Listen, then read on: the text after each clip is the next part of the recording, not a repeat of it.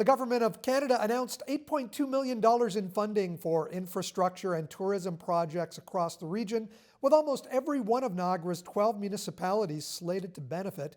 Here with more details, we have the Honourable Philomena Tassi. She's the Minister responsible for Federal Development Ontario. Minister Tassi, why this investment right now in Niagara?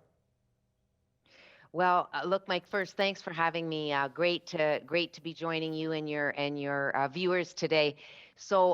We were very excited to be in Niagara to make this important announcement. As you have said, $8.2 million in 34 great projects across Niagara.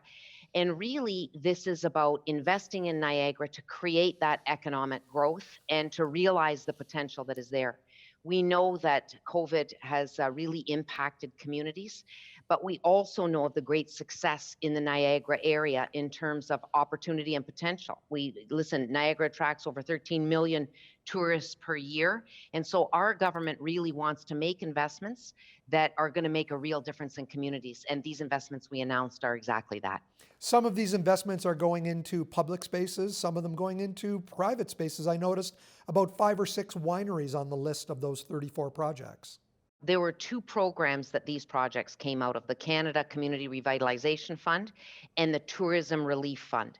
And both of these are really about making investments that we know are going to improve infrastructure and rebound from COVID, as well as facilitate growth.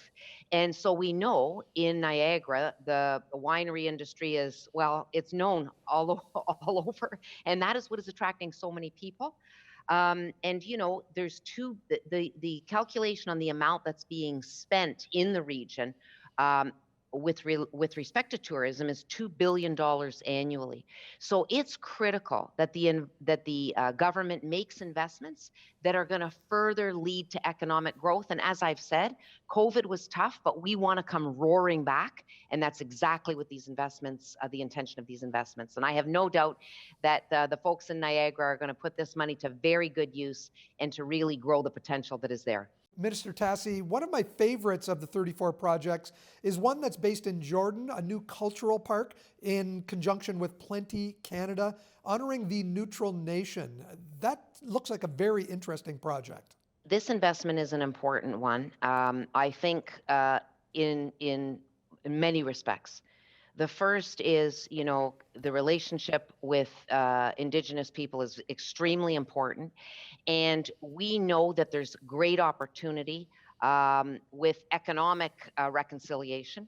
And this investment is one where we are going to have the opportunity to showcase contemporary Indigenous art at the Jordan Hollow Park in Lincoln. And so I think that this is an opportunity to attract many people, to demonstrate the artistic talent. And so I know that this will lead to a lot of tourists coming to see this great art space, and very happy to make this investment. 2 of the groups people might be familiar with, the NPCA and also Niagara Parks. These are 2 stewards of some of our natural spaces here in Niagara. Very important that they receive some of this money. During COVID, when, we were all trying to find things that we could do in a very challenging time, when we look at parks, when we look at recreation, we've seen the importance of this in the day-to-day lives of those in Niagara and beyond.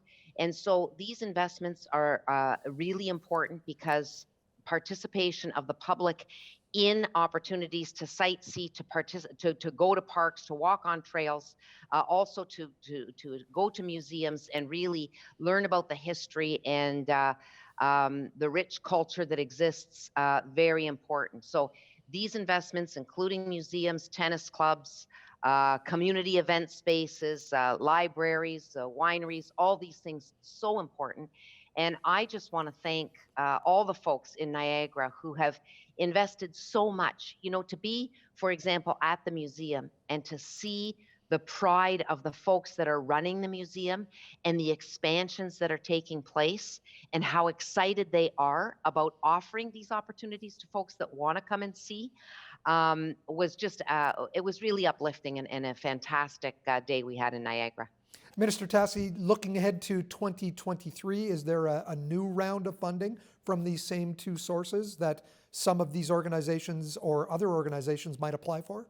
We had 5 specific programs that were COVID specific, and these were for 2 years, so they will be expiring at the end of March 2023. But Mike, I want to draw people's attention to there are two programs that are continuously open now, so the intake is open, and that's the Business Scale Up program and the Regional Innovation Ecosystem program. So here's 2 opportunities for business to either, enhance their innovation or scale up and grow. And FedDev Southern Ontario is happy to provide these. We do have folks that are able to provide further guidance, go over the criteria so that, businesses that are out there and not-for-profit organizations that really want to help the region grow, we as a government are a partner that is ready to take it to the next level. These investments are so very important. And as I've said, the talent that we have in this community, the commitment, the dedication, we want to harness that. We know growth is possible, and we want to take that to the next level to make that growth a reality, because that's good for the community. It's good for local folks for jobs, because we're creating good middle class paying jobs. And we want to really showcase the amazing things that Niagara has to offer. A buzzword there in your last answer, you said ecosystems. Can you expand on that a bit?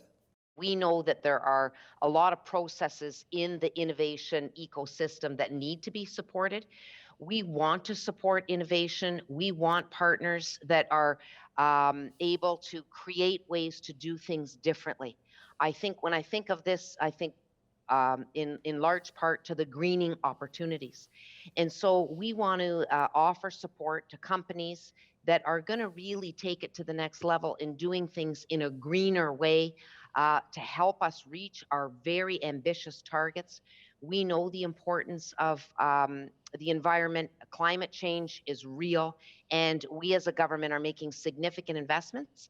And we know that there is talent that is here in our own communities. I think of the most recent example as well last week that was announced, not out of my portfolio, but out of ISED, which is sort of greater opportunities in financing, higher level opportunities, ArcelorMittal Dofasco. So they are now producing a way to produce green steel. So the reason I give that example is because I want people to be bold in their ambitions. Minister Tassi, a pleasure speaking with you today, and we hope to see you back in Niagara next year for some more announcements. Thank you, Mike. Thanks for the invitation.